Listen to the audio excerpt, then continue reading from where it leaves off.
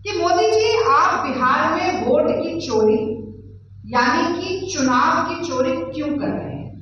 कि जब भी मोदी जी चुनावी भाषण देने के लिए आते हैं, लंबे लंबे जुमले फेंक के जाते हैं, बेबुनियाद दावे, झूठे वादे, बड़ी बड़ी पर खोखली घोषणाएं करके जाते हैं। 2015 में आरा की रैली में ऐसे और ऐसे हाथ दिखा दिखाकर सबसे बड़ा जुमला फेंक के गए थे बिहार के लिए, 1.25 लाख करोड़ का पैकेज बिहार की नीलामी करने का।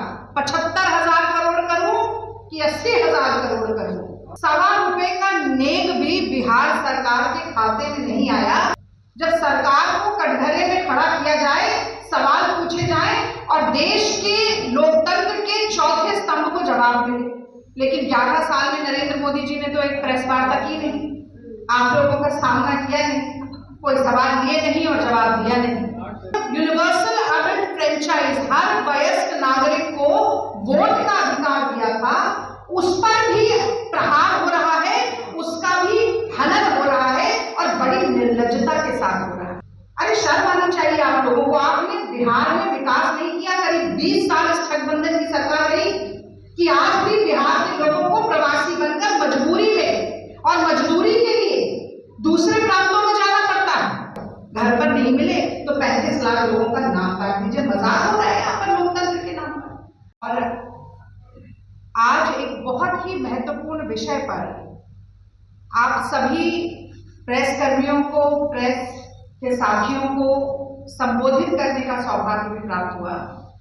आज की प्रेस वार्ता में आए मैं हर पत्रकार साथी का अभिनंदन करती हूँ, स्वागत करती हूँ, इस्तकबाल करती हूँ और अपनी बात को इन पंक्तियों के साथ शुरू करना चाहती हूँ कि चुनावी भाषण देता है बार बार, चुनावी भाषण देता है बार बार, लगता है जुमलों का सरदार बोलता है, उसे और कुछ आता हो न हो, वो झूठ बहुत शानदार बोलता है। तो देखिए, प्रधानमंत्री बनने के बाद मोदी जी बिहार 53 बार आ चुके हैं, कल फिर आ रहे हैं, मोतिहारी आ रहे हैं। तो शुरुआत वहीं से करूंगी, पर कुछ याद दिला के करूंगी कि जब भी मोदी जी चुनावी भाषण देने के लिए आते हैं, लंबे लंबे जुमले फेंक के जाते हैं, बेबुनियाद दावे, झूठे वादे, बड़ी बड़ी पर खोखली घोषणाएं करके जाते हैं। बिहार अभी भूला नहीं है। 2015 में आरा की रैली में ऐसे और ऐसे हाथ दिखा दिखाकर सबसे बड़ा जुमला फेंक के गए थे बिहार के लिए, 1.25 लाख करोड़ का पैकेज। और वो अंदाज जो था मोदी जी का, वो भी नहीं ना भूले हैं। क्या अंदाज था?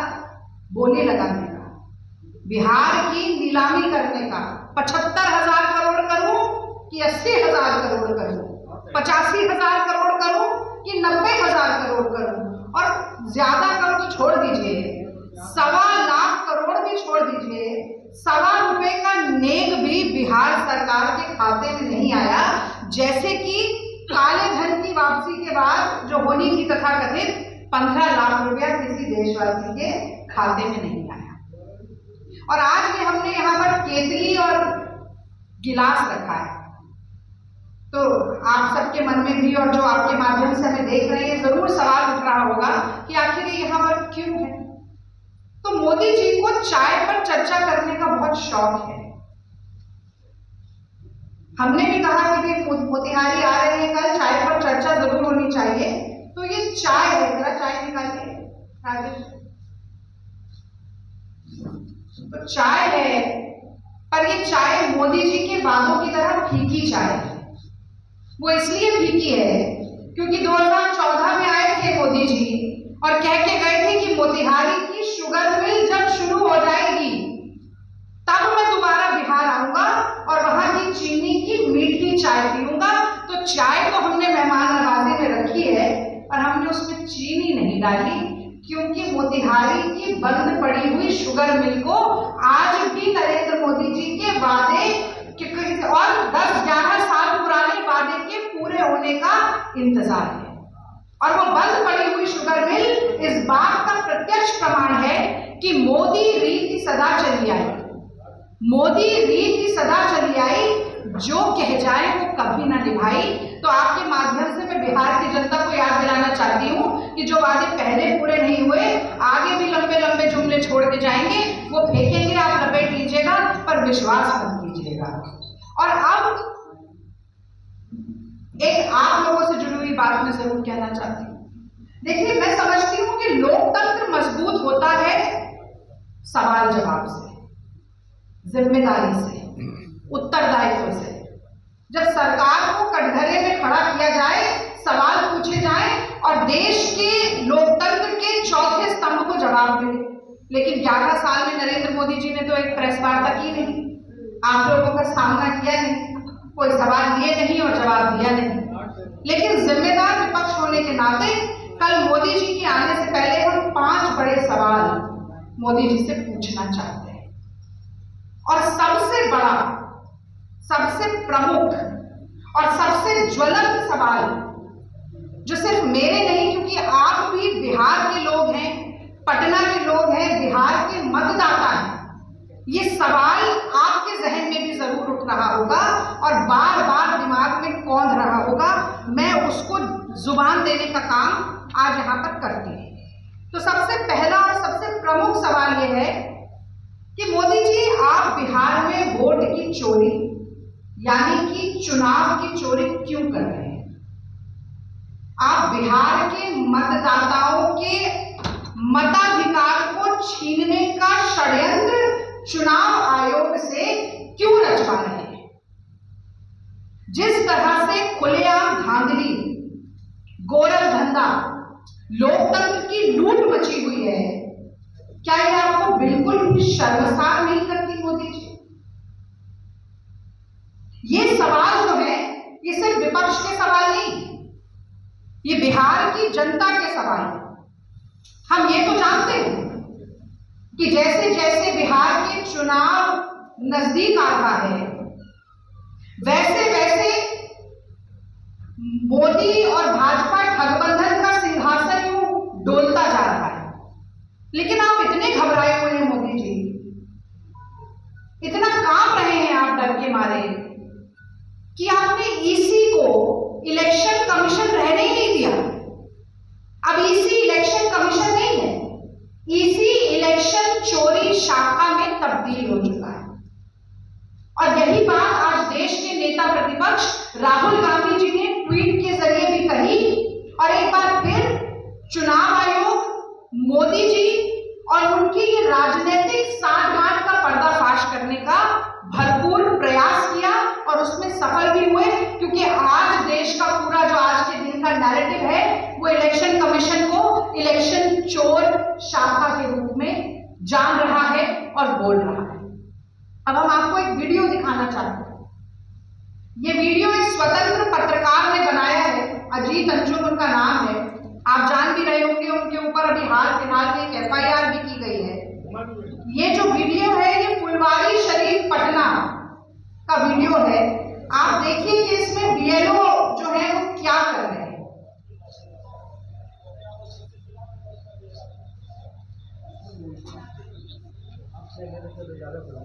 ये स्पीकर आगे रखते शायद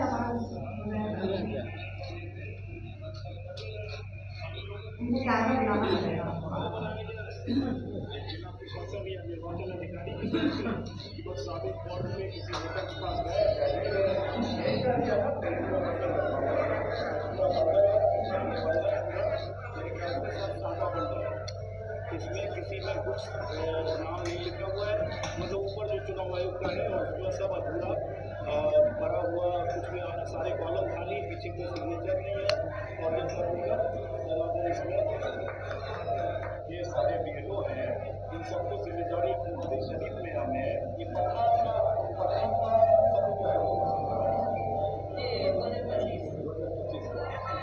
सामने है और बस कुछ नहीं करता, जो दिखा उतना ही किया। क्या सुनना मैं आपको?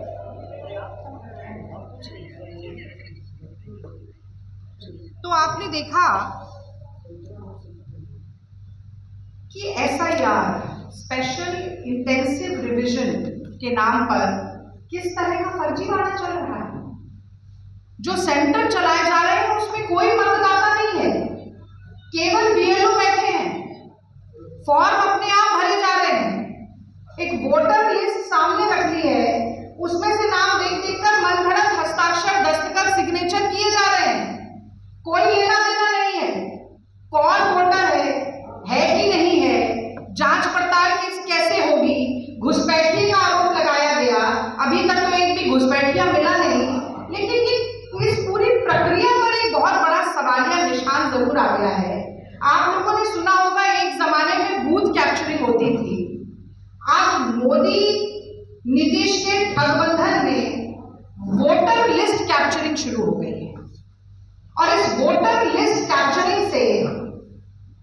न सिर्फ जनता के विश्वास की ठगी हो रही है, न सिर्फ लोकतंत्र पर आघात हो रहा है, बल्कि इस देश के निर्माणकर्ता जो महानायक थे, जिन्होंने यूनिवर्सल अडल्ट फ्रेंचाइज हर वयस्क नागरिक को वोट का अधिकार दिया था, उस पर भी प्रहार हो रहा है, उसका भी हनन हो रहा है और बड़ी निर्लज्जता के साथ हो रहा है, दिन दहाड़े हो रहा है, सरेआम हो रहा है और इस घमंड और सकल के साथ हो रहा है कि जिसकी लाठी उसकी भैंस।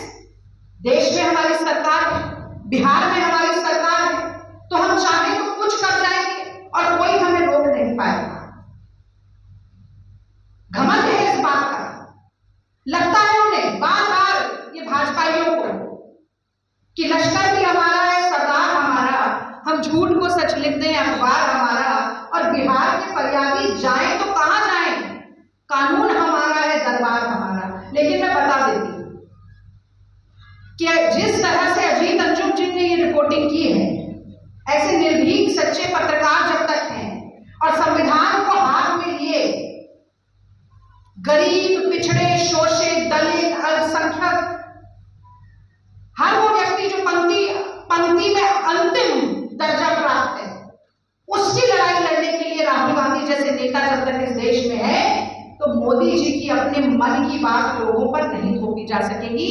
हमारे देश में जब हम राष्ट्रगान गाते हैं तो जन गण मन बोलते हैं, पहले जन आता है यानी कि जनता, फिर गण आता है, सारा महकमा उस जनता के लिए, और फिर मन आता है। और यहां मोदी जी अपनी उलटबाजी चला रहे हैं। स्पष्ट है कि हारने वाले हैं बिहार का चुनाव, तो वोटरों को उड़ा, वोटर लिस्ट अपनी मन मर्जी से करो, और उसका प्रत्यक्ष प्रमाण हमने कल भी देखा दरभंगा में। भाजपा की महिला जिलाध्यक्ष बीएलओ के साथ बैठकर वोटरों की छटनी कर रही है। अपने वोट इस तरफ, विरोधी वोट हटा दिए जाए। तो भाजपा के मतदाताओं को भी चिन्हित किया जा रहा है और भाजपा विरोधी मतदाताओं को भी चिन्हित किया जा रहा है, और जो भाजपा विरोधी है उन्हें धड़ल्ले के साथ उड़ाया जा रहा है। मैं समझती हूं कि बहुत ही शर्मनाक बात है। इस तरह के यूटर्न कैसे मोदी जी लेते हैं, उनको जरा सी भी इस बात के ऊपर लज्जा नहीं आती। जब जाहिर बात है कि ये मोदी सरकार ने ही रिप्रेजेंटेशन ऑफ पीपल्स एक्ट के अनुच्छेद 23(4) में बदलाव करके आधार कार्ड को पहचान के रूप में मान्यता दी थी, और अब रातों रात आधार कार्ड ही निराधार हो जाता है। वो राशन कार्ड जिसका ढिंडोरा पीट पीट के आप दिल्ली में भी सरकार बनाते हैं, आप बिहार में भी सरकार बनाते हैं, आप कहते हैं कि हम तो मुफ्त राशन देते हैं 80 करोड़ लोगों को, वो राशन कार्ड भी अब मान्य नहीं रहता। और कहीं ये बात कही कि जो घर में नहीं मिला, 35 लाख लोग घर में नहीं मिले तो हम वोटर लिस्ट से नाम काट दें। अरे शर्म आनी चाहिए आप लोगों को। आपने बिहार में विकास नहीं किया, करीब 20 साल इस ठगबंधन की सरकार रही कि आज भी बिहार के लोगों को प्रवासी बनकर मजबूरी में और मजदूरी के लिए दूसरे प्रांतों में जाना पड़ता है। वहां दिल्ली में सरकार बनी भाजपा की, बिहार के लोगों के घर तोड़ दिए गए, आपने देखा होगा झुग्गियां तोड़ दी गई। यहां रहते हैं तो वोट छीन लिया जाता है। अब मुझे बताइए, मोदी जी रहते दिल्ली में, वोट देते हैं गुजरात में, चुनाव करते हैं बनारस में, तो जब हर व्यक्ति का समान वोट है तो ये नियम मोदी जी पर लागू नहीं होगा क्या? घर पर नहीं मिले तो 35 लाख लोगों का नाम काट दीजिए। मजाक हो रहा है यहाँ पर लोकतंत्र के नाम पर, मखौल उड़ाया जा रहा है, खिल्ली उड़ाई जा रही है, बेवकूफ बनाया जा रहा है।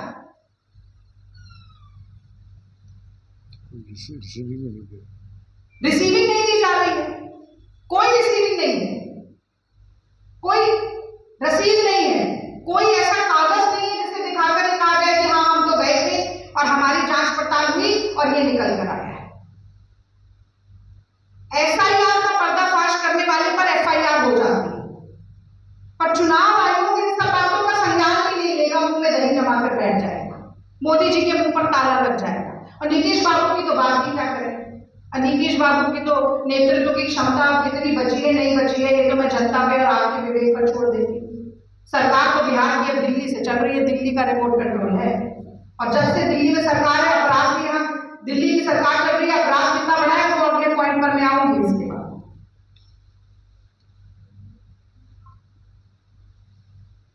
तो बिहार के मजदूरों को जो कि रजिस्टर्ड है केंद्र सरकार की पोर्टल में भी, उनसे उनके मताधिकार को छीना नहीं जा सकता है। हम हर संभव कोशिश करेंगे, बार बार इस मुद्दे को उठाएंगे। अभी तो हमने आपको एक वीडियो दिखाया, ऐसे तमाम और वीडियो सोशल मीडिया के माध्यम से भी वायरल हो रहे हैं। बहुत से लोगों को प्रेरणा मिल रही है, वो खुद भी जा रहे हैं, लोग निकलकर उठकर आ रहे हैं। तो सड़क से लेकर, संसद से लेकर सदन तक ये लड़ाई कांग्रेस की जारी रहेगी। कल मोदी जी आने वाले हैं, उससे पहले मैं उन्हें चेतावनी देना चाहती हूँ। और अब मैं दूसरे सवाल पर आती हूँ। हमेशा से बिहार के लोगों को जंगल राज, जंगल राज, जंगल राज बोल के डराया जाता था, जंगल राज आ जाएगा। आज क्या हुआ पटना में? पारस अस्पताल में, आईसीयू में दिन दहाड़े सभी कैमरों के बीच में अंदर घुसकर गोलियों से व्यक्ति को मार दिया जाता है। वो व्यक्ति कोई भी हो। मैं कानून व्यवस्था की बात करती हूँ, मैं अपराधियों के इकबाल की बात करती हूँ, उनकी बढ़ रही जुर्रत और हिम्मत की बात करती हूँ, जो दिन दहाड़े किसी कारोबारी को गोली से भून जाते हैं, जो अस्पताल के अंदर जाके वहां की संचालिका को मार जाते हैं, जो आज पारस अस्पताल में बिहार की राजधानी में धड़ल्ले के साथ गोली रिवॉल्वर लेकर घूम रहे हैं और मारकाट मचा रहे हैं। जिस क्षेत्र को ज्ञान का केंद्र माना जाता था, भारतीय जनता पार्टी ने, मोदी सरकार के गठबंधन ने उसे क्राइम कैपिटल ऑफ इंडिया बना दिया है। और आज के बिहार में जंगल राज है, गुंडा राज है, रावण राज है। ये कहना अतिशयोक्ति नहीं है, बल्कि ये बिहार की सच्चाई है। और ये कहना भी अतिशयोक्ति नहीं होगी कि एक आम बिहारी का जीवन, एक आम आदमी जो है बिहार में, उसका जीवन सुबह से शाम तक डर और खौफ के साए में बीत रहा है। घर के भीतर भी डर है, तो घर के बाहर जैसे ही आप लांघ कर जाते हैं तो घर के बाहर भी आपको डर है। सूने रास्तों का डर है तो भीड़ में सरेआम भी डर है, रात के सन्नाटे का डर है तो दिन दहाड़े भी डर है। तो ये लॉ एंड ऑर्डर जो पूरा ये जो चरमरा रहा है, ये जो व्यवस्था लचर पड़ी है, ढल होकर पड़ी है, जो व्यक्ति खुले तौर पर सांस नहीं ले पा रहा है, डर और खौफ के साए में जी रहा है, इसकी सीधी सीधी जिम्मेदारी मोदी जी आपको लेनी पड़ेगी। और कल आपको आना चाहिए अपनी सफाई देने के लिए नेशनल क्राइम ब्यूरो के रिकॉर्ड्स के साथ। अगर आपको लगता है कि जो बात मैं कह रही हूं वो सच नहीं है, जो कांग्रेस आरोप लगा रही है वो सच नहीं है, तो आकर जवाब दीजिए, क्योंकि मेरे पास तो बहुत सारे आंकड़े हैं। 2005 में जहां कुल अपराध बिहार में 1,07,664 थे, वो 2022 में 3,47,835 हो गए। और मैं ये भी कहना चाहती हूँ कि 2022 के बाद के आंकड़े नहीं साझा किए हैं सरकार ने। जैसे कोविड में कितने लोग मरे थे उसके आंकड़े साझा नहीं किए थे। याद होगा आपको, नदियों के पार जो है वो लाशों से पट गए थे।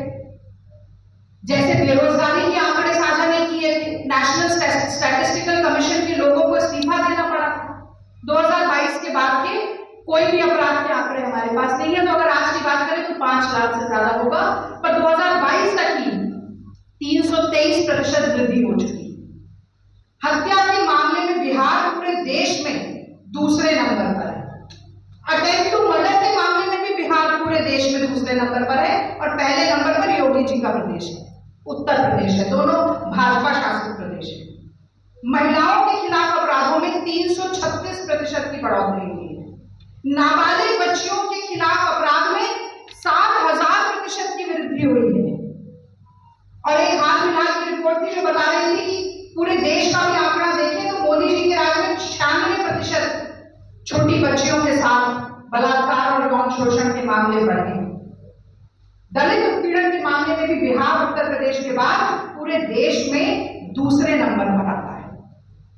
एडीजी लॉ एंड ऑर्डर के सामने बदमाश 8 राउंड की फायरिंग करते हैं और बिहार सरकार एक शब्द नहीं बोलती। और सबसे शर्मनाक, कल जो एडीजी का बयान आता है और वो कहते हैं कि अप्रैल मई में तो बिहार में ये सब चलता है, अपराध तो बढ़ ही जाते हैं, ये तो क्रिमिनल क्योंकि किसान खाली हो जाते हैं तो अपराध बढ़ जाते हैं। ये कैसी बात है? तो मुझे तो याद है, गुरु गुड़ ही रहा, चेला चीनी हो गया। मोदी जी तो बस कह रहे थे कि आतंकवादी हैं, आंदोलनजीवी हैं किसान, फिर उन्हीं किसानों के आगे घुटने टेक दिए, वो अलग बात है। पर यहाँ पर उनकी चली हुई जो पुलिस है, उसके एडीजी कह रहे हैं कि क्रिमिनल सीजन है, किसान अपना काम धंधा छोड़ के, क्योंकि कोई काम नहीं होता, तो यहाँ पर सारा अपराध करने लगते हैं। इससे ज्यादा शर्मनाक और गैर जिम्मेदाराना बयान कोई हो नहीं सकता।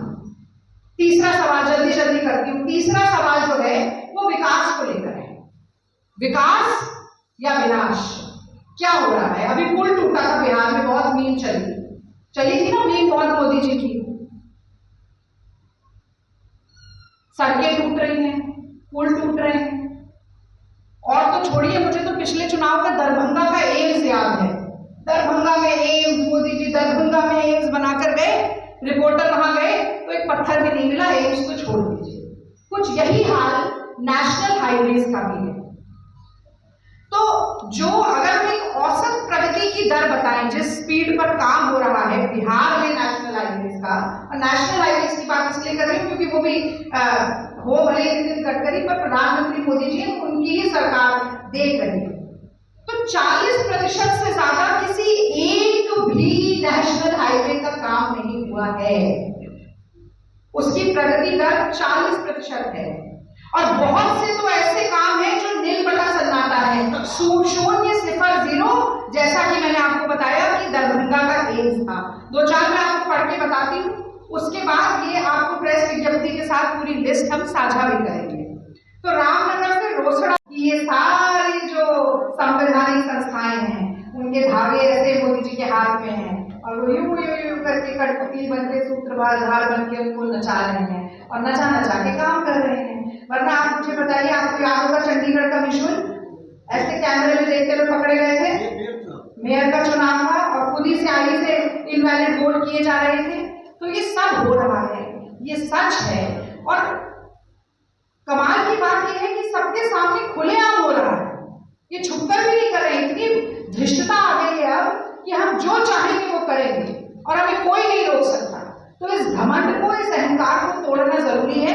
यही बात मैंने अपनी प्रेस वार्ता में की। अंदाजा भी अभी नहीं लगाया जा सकता।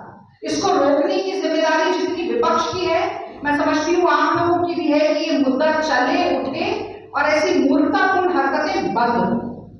इसी के साथ साथ अंतिम सवाल जो हम पूछना चाहते हैं मोदी जी से, वो ये है कि आखिरकार ये पेपर लीक क्यों हो रहे हैं इतने, और इसके जरिए आप लगातार जो बच्चों का भविष्य बिक रहा है इस धांधली में, उसमें कहीं ना कहीं संलिप्त नजर आ रहे हैं।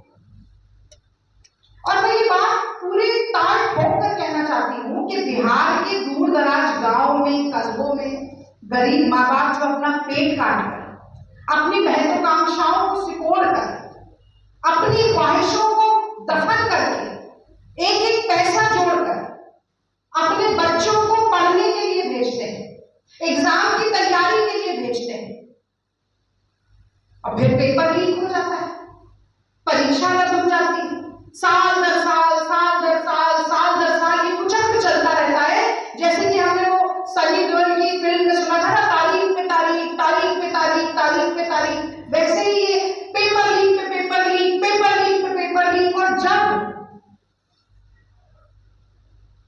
उस नौजवान, उस छात्र, उस छात्रा जिसने वर्षों तक तैयारी की थी, सुनहरे सपने देखे थे भविष्य के, उनका सपना जब टूटता है तो उनके और उनके परिवारजनों को कितनी पीड़ा होती है, ये समझने के लिए 56 इंच का सीना नहीं चाहिए, एक धड़कता हुआ दिल चाहिए लोगों के लिए, जनता के लिए।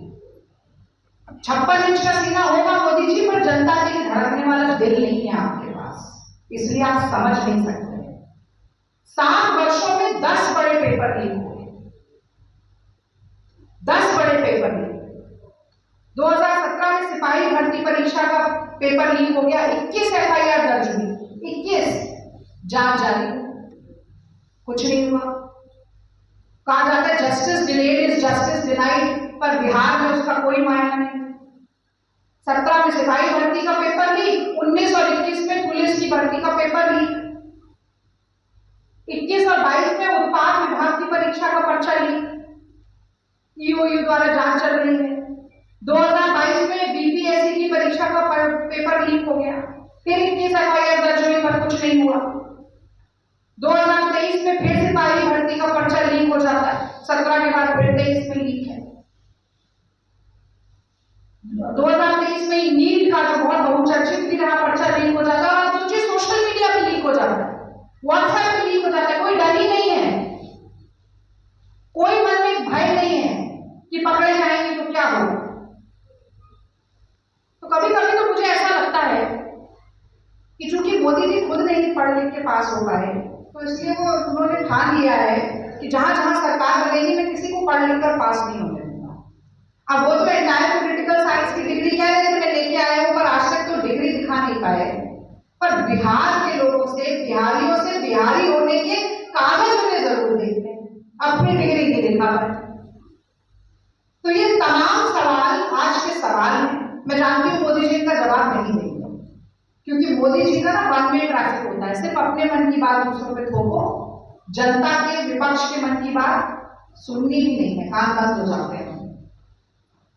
अपेक्षा है कि इन सवालों को गंभीरता से लेंगे, अपेक्षा है कि जवाब देंगे, खास तौर से वोट की चोरी पर, चुनाव की चोरी पर, इलेक्शन कमीशन को इलेक्शन चोरी शाखा बनाने के षड्यंत्र पर कांग्रेस पार्टी सवाल पूछती रहेगी, और अंत में मोदी जी को कटघरे में खड़ा होकर जवाब देना ही पड़ेगा। आपने धैर्य के साथ मेरी बात सुनी, बहुत बहुत धन्यवाद। अब आज के